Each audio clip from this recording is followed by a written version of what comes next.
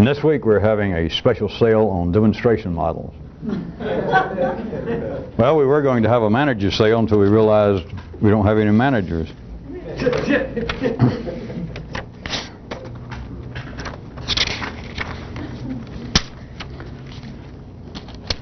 Believe it or not, still continuing and picking up here and there over the last few taping nights.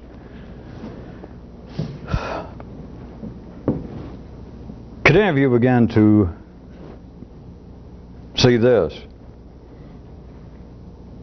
That rather than the ordinary view of all forms of criticism and opposition being actually contrary forces to the things that are apparently being criticized or opposed, rather than seeing it that way, are we working? Rather than seeing it that way, could any of you see that such criticism, such opposition, especially verbal, especially that which would be singularly human, could you see it as being legitimate attempts to compensate for the perceived shortcomings of that which was being criticized? Now, I've almost put that in words before, but could any of you begin to see that that, put point blank, has more complex validity than any attempted analyzation that's ever been done, that's commonly done, over why people do not get along or why life cannot take some steady course, especially when, by many people's views, the particular thing that is perceived as being an attempted steady course has got to be for the general weal, the general good of everyone, and yet pockets of insane resistance continually pop up in life. But can any of you see just point blank? I can take it down to very individual levels, or we can just take it on a larger historic scale. But could you see one person criticizing another at work, or you can see it even all the way to professional criticism, writers, social critics, but see forms of opposition? Don't worry right now about physical, they're not excluded, but the opposition, a writer, a commentator, your neighbor, someone at the office, expresses towards someone else and someone else's view, someone else's theory, someone else's new scheme for a political party, some new economic paradigm that someone has dreamt up, whatever it is. Or it could just be human behavior. It could be within a family. But one person, now I surely give you enough to go by because you can fill in any example you can think of. But to take one person severely, seriously criticizing someone else, can you see that rather than being some form of actual criticism, that is, that there is some negative forces at work, can you see this from a more complex view, which would be life's view, among, for one example, of this being a friendly action? Because from one, it's more complex, but you can hear me say it, whether you can see it right now or not. From one more complex view, anybody criticizing someone else, even if it seems simple. If one guy is standing up on a soapbox out in Jekyll Park, which is just around the corner from... I agree, I can't believe I do some of these. But somebody's got to do them. Get them over with and get them out of life's way, I guess. I was going to say get them out of life's system, at least get them out of my system so I don't have to think about it. Somebody gets up on a soapbox and they make some speech,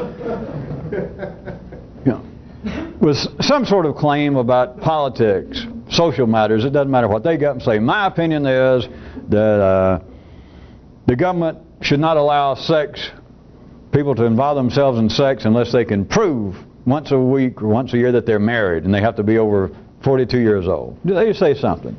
And so the man walks off, gets off the soapbox, and somebody turns around and says to him and to people standing nearby, "You're crazy. You're just an idiot."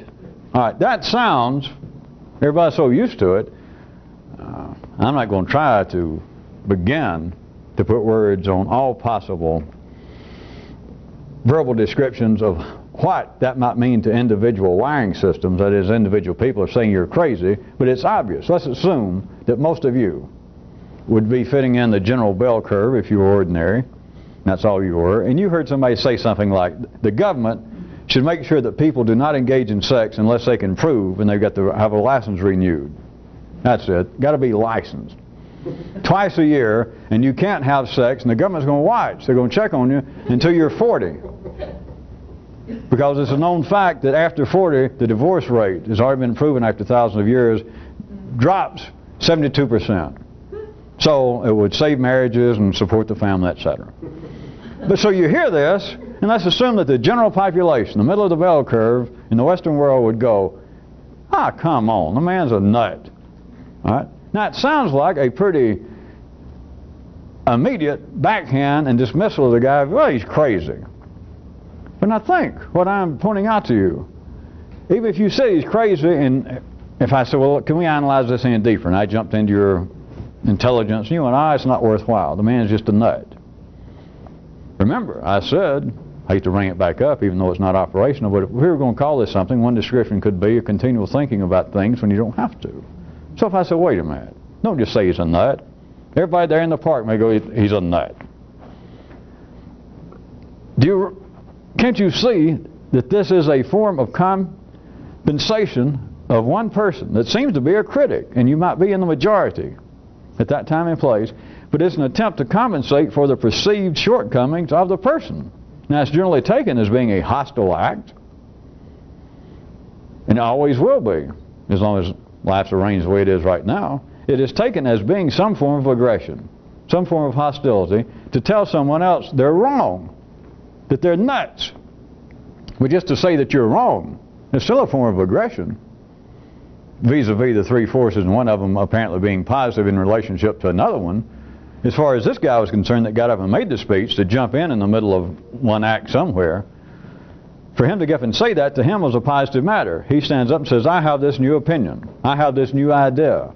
Or I now realize the truth in a way that you people here do not realize. And he goes, blah, blah, blah, blah, blah, blah. To him, he made a statement. He made that he was a carrier of a positive piece of information. And anybody that opposes him from his view, anybody that opposes him, it is a negative act. It is an aggressive act for people to say, go on, you're nuts. From a more complex view, and the real more complex view, of course, is always life's view. If I may be so bold as to suggest to you that its view, if it could express it in human language, would be somewhere along these lines. Could I have a F augmented? That it is a friendly act. It is one part of life's body, in this case a human, attempting to compensate for what this human over here, the critic, perceives to be. Now forget all these ideas that ordinary intelligence has of the psychological relationships between people, to say, well, this guy's hostile. He didn't have to holler out, you're a nut. I mean, this guy obviously has some kind of subconscious childhood traumas acting on him, because he could have just simply said to himself, or if he was with someone, I disagree with that. There's no need for him to holler out, you're nuts. So it's some form of aggression. Can you see that it is not a form of aggression from another view, from a more complex view?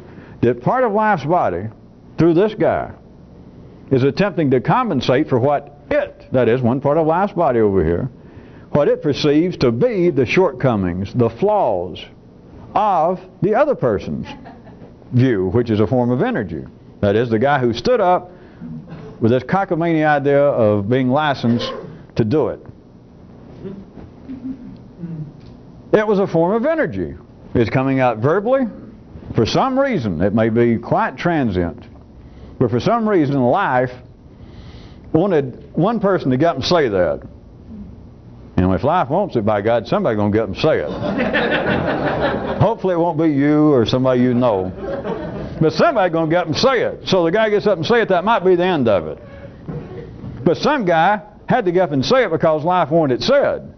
But life also, and need I jump ahead of myself, why not, and point out this is always going on. This is not just some isolated or even unusual situation, because it's going on continually, because there's always opposition going on to anything that is viable, anything that's alive and growing, anything that's going to be alive enough for people to become widely aware of it. So there's one part of life's body making some sort of move. In this case, let's say a verbal statement, an idea, a form of energy, a form that on our planet is singularly human. So it passes this energy, and then someone else opposes it in some way, criticizes it, laughs at it. Lump it all under opposition. Somebody in some way says, nay, nay. Either they just say, out of hand, you're nuts, forget it, or they may say, there is some validity in what you say, but may I point out a serious flaw in your theory. It can be anywhere in that range. The point is, one part of life's body says, hey, how about this, and it does a step. And another part of life's body continually goes, well, that ain't bad, but you misstepped. You misspoke.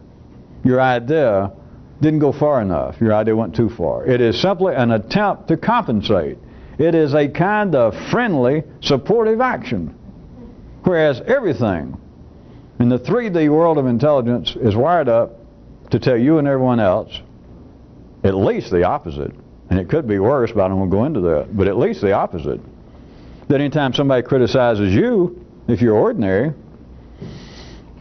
just in the middle of the ordinary bell curve, how are you going to take criticism? You take it as being a form of aggression, a form of opposition. Even if a person says, some of what you say strikes me as having some value, but I listen to you carefully, and may I point out a flaw? What flaw? Who the hell are you? That is the general way life is wired up. This is not psychological. It has to do with the energies flowing and being transmitted and life growing. Could you begin to see even further that which appears on the human level to be adversarial relations, people who appear to be your adversaries, whether they be known to you or whether it be a stranger, hears you say something, read something that you wrote, here's something in the statement you made in a business meeting, a brand new employee or somebody, but anybody that seems to be an adversary, could you begin to see that unbeknownst to them and you, that those who appear to be adversaries could be in secret collusion with you? But now we're talking about serious secret collusion. We're not talking about these secret conspiracies that ordinary people dream that there's a bunch of mad bankers running the world. No. See, that means that it's secret to you. Secret from you. What I'm talking about is this kind of conspiracy is secret from everybody, or to everybody, including, especially including those in the collusion. I hate to have to use the power of suggestion, but if you hear this and think about it in a more complex, in a way you don't have to, it's staggering. Literally. It is staggering to the intellect because everything is then thrown a kilter. That those who oppose you are in secret conspiracy with you, they're never going to know it. And there's just a slim chance you might, and vice versa. Things you seem to oppose, you're actually trying to compensate. You're trying to help the people. You'll never see it that way. You're trying to help life. You, I'm saying you now, ordinary people, will never see it that way. But that's what you're doing. It is a benevolent attempt. Even those are hollering, God damn, you're crazy. And actually, on the 3D level, being aggressive or saying, geez, you're nuts. I don't hear that kind of crap. It is still a benevolent attempt. That is what criticism is. You can't stop and argue with a word and go back and deal with a dictionary and try to find philosophical and artistic and allegorical. I'm telling you the energy that makes one person and persons apparently oppose another group, especially in the world of ideas. It's not limited just there too, but let's leave it there right now. The opposition is not a negative act, although they can never see that. If you told somebody, do you realize your criticism of this other person is not really negative? No, you realize by now that's insane. I can talk for ordinary intelligence. By God. No problem. And if you tried to tell ordinary intelligence, ordinary people, do you realize you calling that guy an idiot, or even that more intellectual, that piece you wrote criticizing his work, his book, criticizing the piece he wrote. Do you realize that's actually a friendly act? You're not really mad, you're not aggressive, you're not critical. That's just insane. But it shows you again, if you need it, the real gap between what you might be able to begin to perceive life being about and that which is normally available. And ordinary people, if they believe there's some kind of other information available, it's always a what? Well, may I be so crude as to describe it as being like supremely harebrained. You know, like, well, if there is, you're right, I agree with you, there's more going on in life than we normally appear, or that we normally perceive. And in fact, I know somebody. There's this woman and her 3 children and her first 2 husbands who are living in Montana, and they're being visited by people from another galaxy. And they've got information that's staggering. I'm not sure what it is, but you know, we can count the fact if they're being visited like that and they're living in Montana on top of it, it's got to be staggering.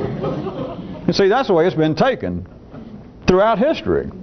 And if it wasn't that strange, it's in religious garb, which most of you grew up in some religion, and so you don't consider it all that strange. But it's still the same sort of thing, that is that there's secret. If there's more information around, if there's more information that humans could avail themselves of, which would help explain additional aspects of life, if it is, whew, boy, it'd be weird. I mean, it'd be so weird that if we heard it, we probably wouldn't understand it. That's why the gods have to send down these intermediaries to go, well, yes, there is more information, but I'm going to have to tell you people, it's so weird you'll never understand it. They go, well, good. You know, what a relief. What a relief. I don't have to think about it. And he just says, stick with me. Shine my shoes, pick me up later, stick with me, and I'll deal with it. The information is weird. You know, sometimes when you begin to see it, as most of you know by now, sometimes it is so unweird that it really makes you smile. But then again, it's still real weird. I mean, what could be weirder than to realize that all opposition is not contrary forces, it's an attempt to one force, an adversary, an opponent. They don't know it, and you don't know it yet, but it's a secret conspiracy. They are actually in collusion with you. They're attempting to help.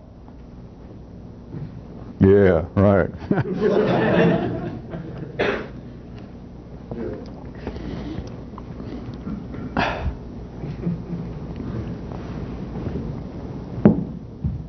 I can smell a degree, even you people out on tape, at other times in other places, a degree of some perception of this already. But may I point out, if it needs a little bit more, and maybe I can even bring up another picture in a minute, something we were talking about last time. But can you see in a way, as strange as it sounds on the surface verbally, it is life almost trying to reach an intermediate point of equilibrium, that something goes on. Of course, something's always going on. But not just something big, just imagine, theoretically it's possible, that every human on this planet, what is it nowadays, 6 billion or 60? That each and every person, or half of them, 3 billion people, right this second, go blah, blah, blah, blah, blah, blah, and they sing a little verse, one sentence, they sing one idea about, I think such and such. All right. Let's give them 10 seconds to say it. Another couple of seconds for the other 3 billion people to go, you're nuts. So it sounds like, as always, we've got the history of humanity, which many people, life has made many ordinary humans describe the history of humanity as being the history of bloodshed, the history of aggression, the history of hatred. That's all it is. So here it is again. At any given moment, 3 billion people go, blah, blah, blah, blah, blah. Within 15, 17 seconds later, the other 3 billion go, geez, you're out of it. So there it is, where they're actually killing each other, there it is. But it's not. Can you see it as a form of temporarily one group, one part of life? I'm now making it half and half, which is not necessarily true at any particular time by any means. But that half of it expresses some energy. And the other half attempts to make up, since there is no 100% form of energy flowing, at least on the 3D world, So whatever, even if it appears to be 100%, it's not 100%, is why people go, well, it still doesn't make complete sense. But at any rate, there's never a 100% flow of energy going in any one direction. And so it is as though life, that half of life through man goes, such as my theory is, and within 15 seconds later, the other half. But it's not negative. It's the other half attempting to make up for what that half perceives as the shortcomings, the uncertainties, the flaws, the questions, that which did not get said. And it's an attempt, almost as though you want, and to reach just a temporary point of equilibrium, and it goes on again. Since I said that, you all recall. If you didn't see it, of course you don't recall, and I won't. But my creature and dear old Mother Earth had these arms.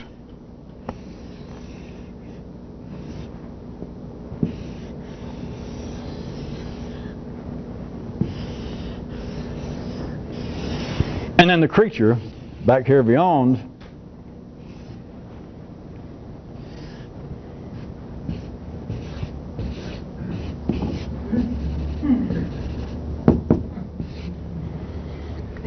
the planet, and I was describing, and of course if you recall, I was calling him, those are all legs,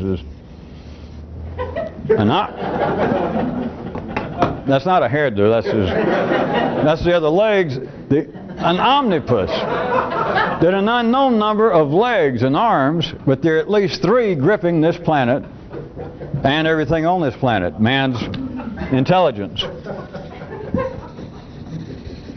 You got me?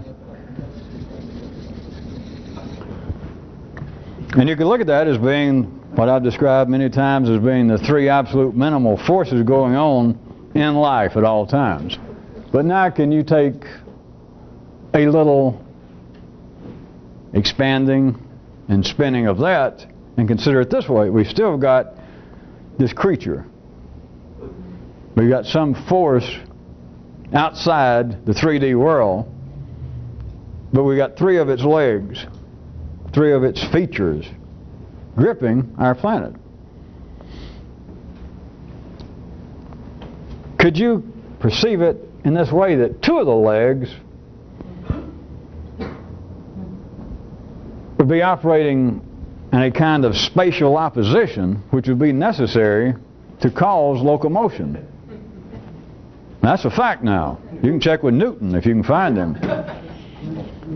But spatially, your legs, your arms, your entire body, your breathing mechanism, your circulation, there is a spatial kind of opposition to cause all forms of locomotion, even if it's just pumping the blood through your body. But let's say, in a pretty straightforward way, the actual locomotion of moving your body. Could you see that 2 of these legs could represent your 2 legs? And they are in spatial opposition, apparently, in the same way that people say, right leg says, well, my theory is that the government should license fucking. And your left leg goes, you're nuts.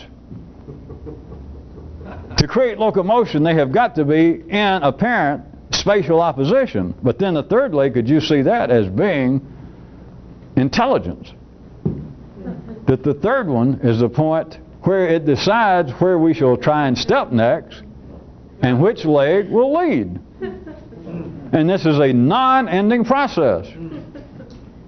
And of course, those of you who are good, the 2 things that seem to be the leg and then the one that seems to be the brain can all shift around. There's like that triaxial spin going into more than 3 dimensions that only someone of a petrified intelligence, even if they heard this, would attempt to say, oh, now I got it. That leg always does so and so. No, it doesn't. But at any rate, not to confuse it any more so, can you hear what I'm saying? That if you perceive, if you could try and see that this is a fact, it is as though at the ordinary level that you have got something outside this planet, outside this universe. It is outside the spectrum, the sensual spectrum of ordinary intelligence. There's no way to know what it is through ordinary means. And of course, then that's when people go into dreams of deities and etc. But there are 3 legs 3 arms, 3 features, 3 aspects out of many, many, many, many, let's just call them omni, that are gripping this planet and everything on it. Now there are more, but there are 3 that are visible. If you never see that, you'll never see anything. You have not wrapped up round 1. You don't even suspect the fight's going on. You're still outside trying to scalp tickets. But it is literally, that's why I drew it again, if you can begin to see it, it should help some of you. It is as though there are 3 arms and they just seem to come from nowhere. But ordinary people would only, if they tried to fall into this and took it as being allegorical and all that stuff. But even if they begin to see that there is some real validity, it's only seeing the 3 forces here.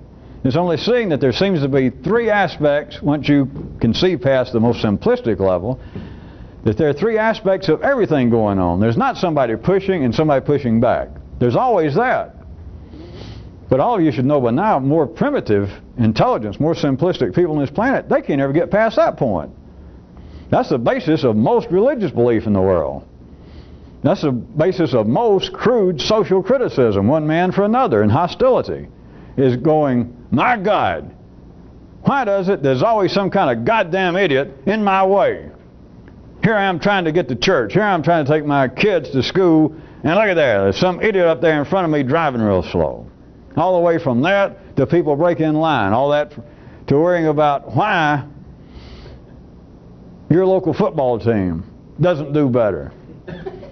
And there's always somebody to blame. It's those greedy guys that own these franchises. I know who they are, and they won't spend any money. They're just trying to rip us off. It's the feeling that anything that I want to do, which is by and large fairly decent, anything I want to do, like I want to have a few beers on Sunday, and my God, here I am, I've moved to Oklahoma or wherever's left, North Dakota, and you can't even buy a damn beer on Sunday.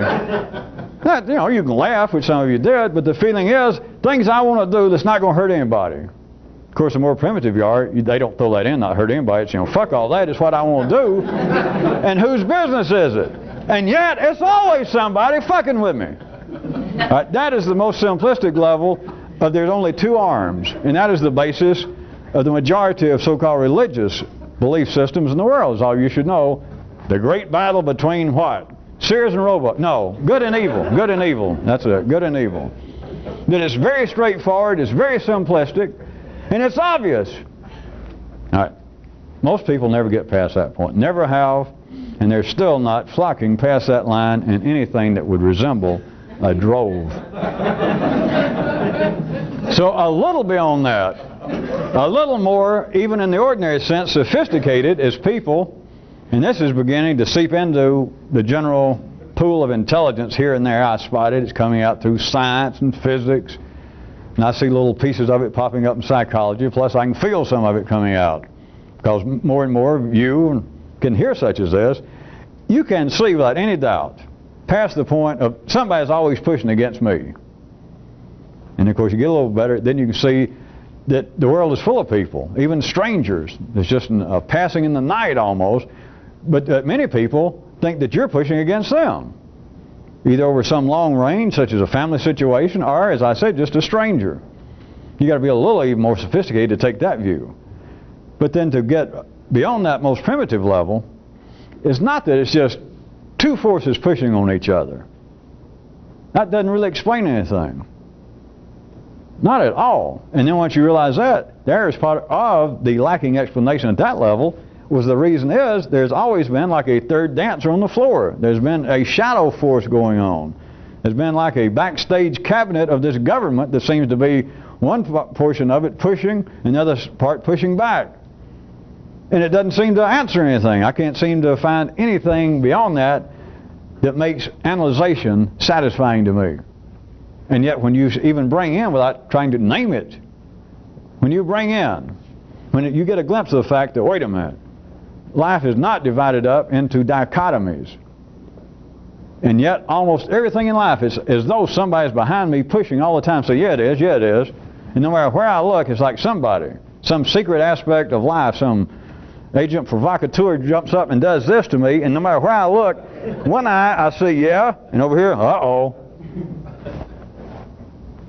And yet, when you realize that there is a third one, if you don't know what the hell it is, you realize, oh, and you see that there are three.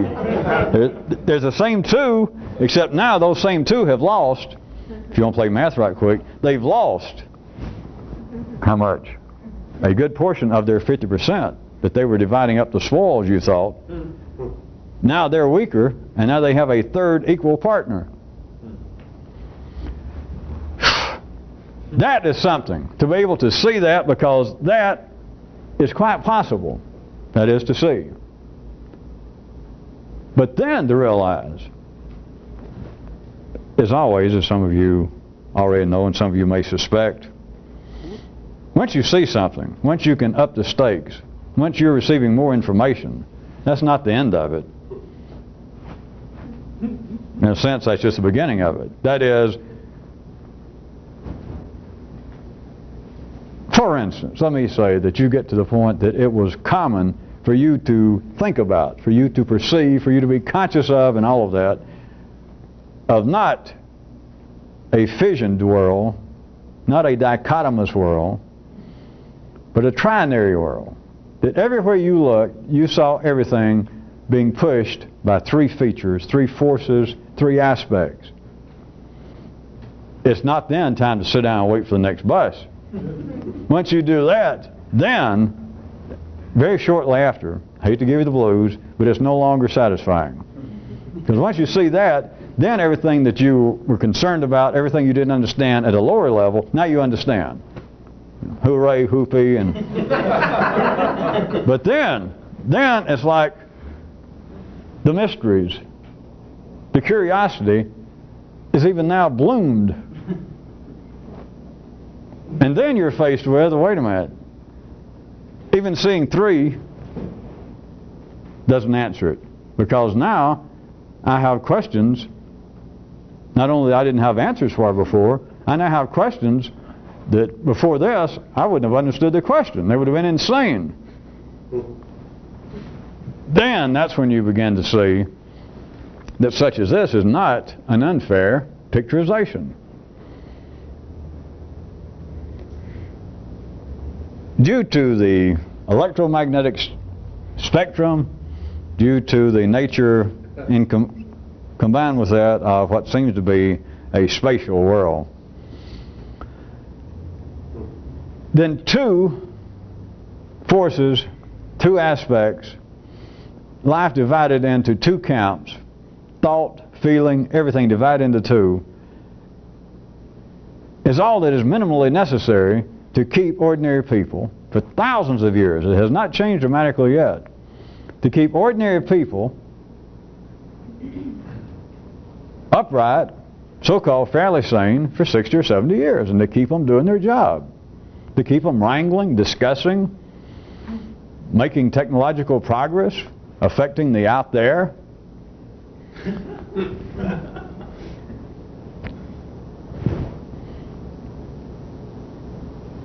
To see that there are three requires that you think when you don't have to. Of course, first it requires that you're wired up to want to. But then it requires that you continue to think long after you have to about anything. But then after you can see three, once that becomes part of the norm of your chemical brain operations, then three is not enough. And this becomes, I suggest to you, a valid picturization that you're still living here, physically, materially, in a 3D world. And it's not just secret forces somewhere coming from nowhere. They're coming from somewhere. All right, I'll tell you where. Everywhere. That's why I said the figure's not hanging back there. You're in the figure. But you can begin to see, even while trying to take into consideration that at some point, even three does not describe it adequately once you can see three.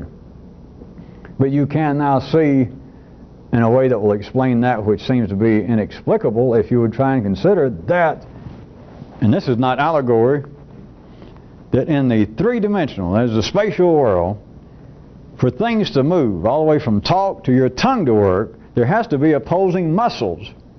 You understand that? There has to be opposing nervous systems in your body to get you excited and to calm you down, to wake you up, to put you to sleep, It has to be going on to run your blood pressure up and down, to get the blood down, run it back up. All of that. There are opposing forces all the way from muscular, skeletal, physical areas of human existence. If there are not opposing forces all the way from the muscles of making you breathe in and then breathe out, all the way from that to, which is not normally seen, to opposing theories and ideas. They should license fucking. Oh, you're crazy. That is not dissimilar to... And yet people wired up.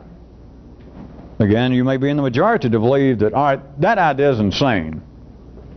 That would be like saying, well, that idea is insane. How come life can't get smart enough? Why can't us intelligent people band together and get rid of these flakes in life?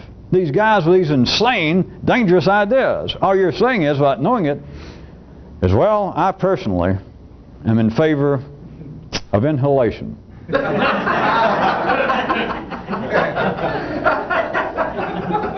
If we could get rid of these people wandering around here spitting out carbon dioxide, what a wonderful world it would be. Or, I'm in favor of laying down and relaxing. Period. That's all. That is the same thing intellectually. That is, in the chemical operations up the higher end of your nervous system, your so-called brain, all of its forms of criticism, opposition, that you take as being a final wrap-up, as you take as being the period to some sentence within you, you are, in essence, condemning the spatial opposition needed for all forms of life, all forms of locomotion. You're saying, I'm wired up. I'm a firm believer. My father was the same way. We believe in the left leg. If it weren't for right legs, can you imagine if we all just had left legs, how life would move right along at a decent, humane, intellectual, progressive, blah, blah, blah pace. Whereas you know, you're all laughing, because it sounds obvious and silly enough when you get to the material level, but it is the same thing going on here. When you know you have got to be able to move from your right leg to your left leg, or you can't walk. You cannot move from one place to another, and it is the same way in the nervous system in those areas that apparently are not visible. And you can see that two of these legs is being literally, of course we are now somewhat into allegory, I'll admit it. It's like one leg, the other leg has to oppose it, and it is a kind of opposition. You don't think about that your left leg is in opposition to your right leg, because if it literally was, you'd be even crazier than I even want to fool with. That if you had one leg attacking your other one and all that. But quite truthfully, at the physical level, I'm sure most of you, if you were listening, you had to be intelligent enough to hear me, there is a kind of muscular, in this case, opposition. Even within each leg, you should know that. The short muscles, long muscles, to make your leg even move. But in a certain larger sense, your left leg is in spatial opposition to your right leg. If it were not, then every time your left leg went this way, your right leg would go too, and you just fall over. So there is an opposing force between your legs. It's the only way that you can motivate. Then you can see the third one. The third leg is being, not just your legs, because what are the legs going to do by themselves? Somebody got to decide where we're going. I mean, if you didn't have a brain, chances are, I think I can safely say it, if you had no brain, chances are your legs would not be world travelers. Your legs may have not ever gotten out of bed for 40 or 50 years. Where are legs going to go without somebody to say, well, let's go do so-and-so? And to decide, all right, if we're going this way, then I think it would be most apropos for left leg to go. But when it does that, it's in immediate opposition to the right leg. But after saying it's in spatial, muscular opposition, you do see, assuming that we're talking about a human. Right now, my example, it's fairly sane. The legs are not adversaries. It is a friendly opposition. for the left leg to move this way and your body to rock, you realize now your right leg is compensating weight-wise for your weight shifting this way, and your right leg right now, whether you're getting on camera, I'm catching, it is balancing you. It is to catch that momentary point of equilibrium until you can get out of equilibrium again and go. And they are operating from one quite valid view in opposition. But it is a friendly action. One leg is compensating for the other so that the whole organism can move. Humans, at the ordinary level of condemning one another, criticizing one another, are actually involved with friendly behavior, helping life to move.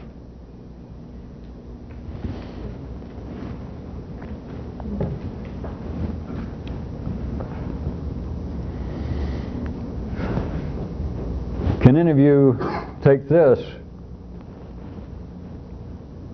again close to an area that we haven't touched on verbally recently, regarding life growing through man in a specific way, and that is that the intellect can make things larger than they actually are. And it's only the intellect in the spatial reality, in the 3D world, it can take secondary activities, which I'll get into, I'll give you some examples, but they're secondary activities, as opposed to primary, for those of you on tape that's never heard this, and I don't have time to go back through it. But secondary activities, that which is not absolutely from one ordinary view, absolutely necessary to maintain human life. All forms of hobbies, everything almost other than strict sex, eating, protecting yourself physically. But in secondary affairs, the human intellect can do something. Operating as a kind of mortal organ within life's body, what it can do is non-sexually reproduce itself.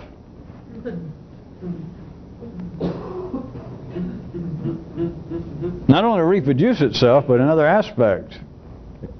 Not only a non-sexual reproduction, it can produce as kind of side effects peripheral spores and mutations of itself. That probably brings us close to example time, I bet. All right.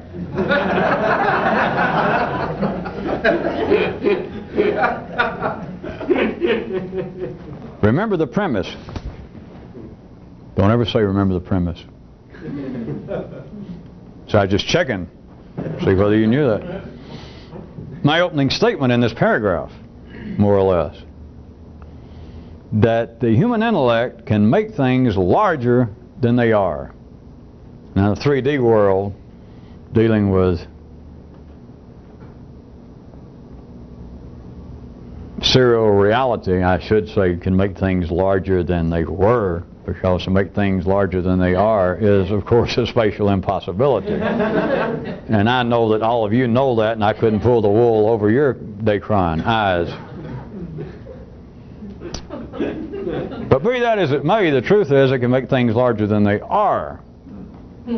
But you can say larger than they were for a few minutes if it's like the little hamburger hand helper back in your brain. If it helps you get going, all right. Let's take a secondary hobby. How about listening to recorded music? How about listening to records? Now I could even expand this, there's no great reason to. I could go from actually listening or playing music, to go from that to not playing music to listening to somebody else play music. Going out and paying and putting up the energy to go listen. And then I could move even further and say, well, you quit doing that, you stay home most of the time. You go out to the record store and you buy records. Now I could even go past that and you get tired of going out, so you join a mail order club and you order the record. Well, let's jump in at an easier place for me to try and describe, I believe. I'm just showing that it is always arbitrary. As interesting and as revealing as it may be at times, information, I'm always having to jump in and just artificially cut off a piece of one of these arms somewhere, a piece of life, and say, well, here's where it starts. It doesn't start there. But if you think it does, if that's all you can hear, of course, that is where it starts. So I was going to say, rather than actual playing of music and that kind of progression, how about that your interest, you've got a hobby, a secondary activity of listening to records, and everything that entails. You have to go out and buy records and go out and check what's on. All right, the human intellect. You got this hobby you enjoy. There's no possible, pertinent, qualitative judgment about this hobby. I could have picked all sorts of other things. Dance, ballet, collecting stamps, water skiing. But here goes the intellect making things larger than they are. Your hobby is recorded music. Collecting, not in a serious sense, but buying records and sitting home and listening to them. The human intellect then goes from that. I could go in many directions, but here's an easy one. It goes from that, from this business of everything it entails of making, recording, orchestras, bands, soloists, putting out the records, promoting the records, down to the retail level, and etc. But now so I'm aware of all that, but let's focus on an individual like you. Your interest is in getting phonograph records, CDs, and listening to them. The human intellect goes from there after a while to putting out a magazine. The Record Listener.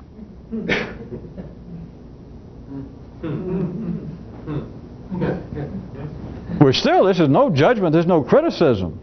But you understand now, very likely, if this is one of your strong areas of interest, or ballet.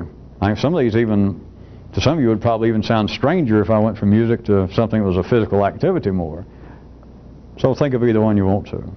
But you subscribe to a magazine to read about listening to recorded music.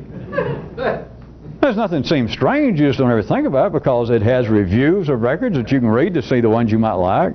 It has little write-ups about new equipment that you could get that would make your record sound better. It has organizations listed, clubs you can join of people who like to listen to Vivaldi played backwards. Little obscure esoteric groups. But think. You see, I could point out such as this to ordinary intelligence, ordinary people, and immediately have some people, whether they did it verbally or not, began to make criticism inside themselves, like, now that you pointed out, that is kind of silly. Or if you don't find that, if you can't follow that, me speaking for ordinary intelligence, how about reading about ballet? How about reading about water skiing? You might say, well, you could read something like, I like to keep up and know they have championships every year. I'd like to know, who won the water skiing championship. What does that take? One sentence? You might say, well, I'm so interested in ballet, I'd like to know where Nereff, or is he still retired? Does he dance at all? I'd like to know if there's who's going to replace Balanchine now. But all that you could put here. But they put a magazine that costs $3 or $4 and it's this thick, full of ads, which is all right. But to think, well, I am spending $3 every month to read about dancing. Right, from one view, when I went back through that, surely you hear me, life has got many people wired up that if I started talking along these lines and they took me as being a social critic, some kind of smart aleck, many people in the audience, just a random group of people go, I never thought about that. That is stupid. To read about dancing, or to even read about record collecting, because you're one step away from actually participating in music, go out and listen to it live, so you're already sort of a little iffy. But then to read about listening to recorded music. Yeah. But there's nothing untoward going on. It is the human intellect taking something and making it, in a real sense, bigger than it is. Not than it was, but bigger than it actually is, which is, of course, is impossible to ordinary intelligence. But it's not. Because now the thing, if we could isolate it from life, which we can do verbally, and say, all right, here we have this secondary activity called listening to recorded music. All right, we got it. But now it's no longer just that. We can make it bigger than it actually is, whatever size it is. Let's say it's that size. We now include reading about.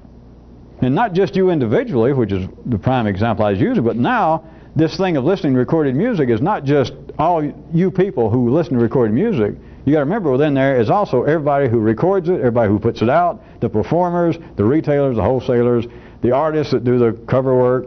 So you got all that, but we can make it bigger than it is. All you got to do is now throw in all kinds of dimensions, all forms of publishing activities having to do with the field of recorded music. That they can now not only write about record reviews, they can write about the performers, they can write about the companies, who's in business, who's hot, who's not. They can write about how the retail business of the recorded music industry is. You understand? That which was one size is now bigger, and in a sense though it's not bigger. Because there is no particular size to the original secondary hobby of saying, all right, we have this thing called listening to recorded music. And there's no organ. There is no discrete universe within life's body wherein this exists by itself. But if it did, then the human intellect can take that one thing and just by thinking can make it bigger, because it would have been bigger even before the first magazine was published. So don't argue with me. Don't say, well, it's not just intellect because you actually got to publish a magazine. Right. And yet the first time, again, if we could isolate reality, that has moved along here to a certain degree, that there is this thing within life's body now, this unspecified universe that permeates all kinds of other universes called listening to recorded music. And then a group of nerve endings, humans, begin to sit around and wonder, how can we turn another buck? And they come up with the idea, wait a minute, I just thought, you realize it's a bunch of guys sitting around. Could be some bunch of women sitting around. And they said, you realize, and you're interested in ballet, and I'll go, no. Do you realize that there are magazines that get $4 an issue that write about people dancing? And they go, no. And the first guy says, do you know what I'm getting at? They go, no. Well, some people got dumb friends. So he says, look, why don't we publish a magazine? Do you realize that record sales now constitute X hundreds of $1 million a year in this country? They go, no. Well, we all know a little bit about publishing. We're literate, and we're all interested in music. And his friends say, yeah. Why don't we put out a magazine? If we could just get 1% of the people who buy records to subscribe to our magazine, do you understand? Even before it's done, the thing is now bigger than it is. Well, I can at least wrap up the paragraph of the night by saying, consider it if any of you, during hard times, during your day, still have any doubt as to the need, the necessity, the grace, the beauty, the utilitarianism of the human intellect to greater needs. But rather than being able, from a quite ordinary view, to be critical, to be hostile at other people's hobbies, which I already warned you, there's really no universal morality. But if there were, one of them is, don't laugh at somebody else's hobby. That's about the closest thing you'd ever get to any kind of real universal omnidirectional morality, which is a form of economics. Because if you laugh at somebody else's hobby, you're stepping on your own, may I say, private parts, not being crude. If you need any further impetus to consider that the human intellect does things that you and everybody else, to varying degrees and varying times, are wired up to automatically criticize, to laugh at, to scoff at. Because surely you hear me, I'm just trying to figure out how easy it would be, if you're not interested in ballet, to laugh at magazines on ballet. Or you could be interested in ballet. You would not be as common as the first group, but once it was pointed out, you could find a certain kind of, even, shall we say, irony. That somebody will spend money that claims they're interested in ballet to sit there statically in a chair and read about moving, to read about dancing, and go, what in the hell, what can you get out of reading about dancing? What can you get out of reading about listening to music? From one view, if you want to carry it much further, what can you get out of reading about anything other than perhaps reading? And even that's questionable. You know, why read about reading? If you're going to do it, go ahead and read. But we don't have time to... thank God we don't have time to pursue that,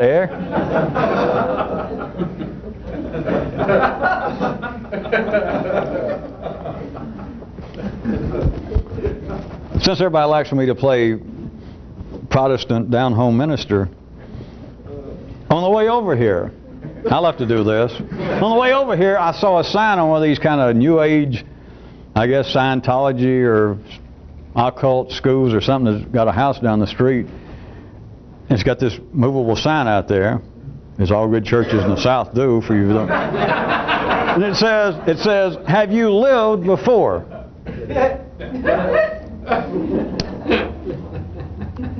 Now, could I say that is a supreme example of the human intellect making things bigger than they are?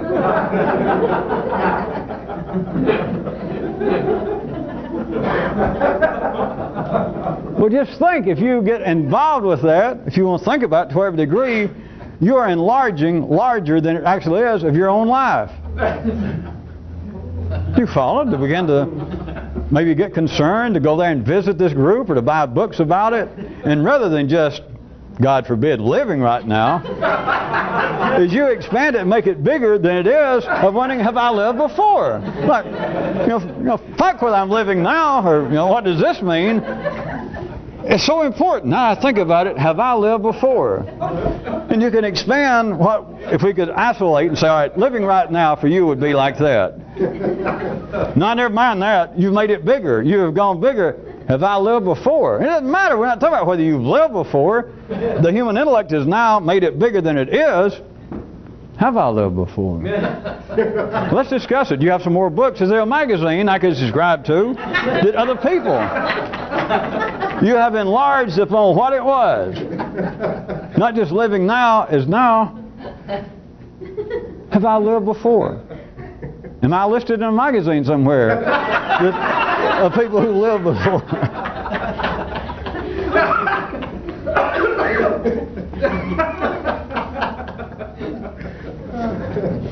Well, again, I could point out that is part of the basis. The easiest one to verbally identify for most of you is probably all forms of religion. All forms of believing that there is information, or they should be available, but it's beyond human comprehension. Even with some people, it's not necessarily lumped as religion. They may want to refer to it in more esoteric or even intellectual terms, but it's all on the same basis. It's all wrapped up in the same thing of, have you lived before? It's in a sense, and this is not critical. We're running out of time, so I can't give you too many warnings or apologize. This is not a critical observation or a statement of it. But you understand, such things as, have you lived before? This is a very crude, simplistic view, but if you need to get started, in a sense what it has done is taken your interest and distracted you to some degree from trying to live now. Now don't stop there. That's not some kind of statement in this tape for you to go, my God, boy, that's heavy. It's not. That's just child's play. But you understand, of being involved of, have I lived before? Or, withal, will I live later? Will I live again?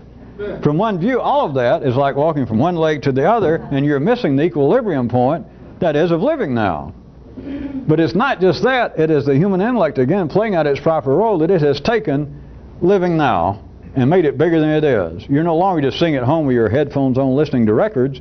You're not only doing that, but while they're on, you're reading a magazine about listening to records. So, you're not only living your life now, you got to. You're not only living it now, but you can be thinking, have I lived before? And you have made your little peanut life bigger than it is.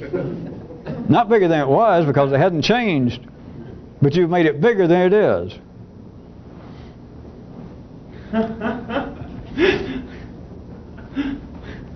Well, I guess you could call that hope for the hopeful, or distress for No, that's right, we can't have a distress sale, I forgot. Not having managers, we don't have any distress here.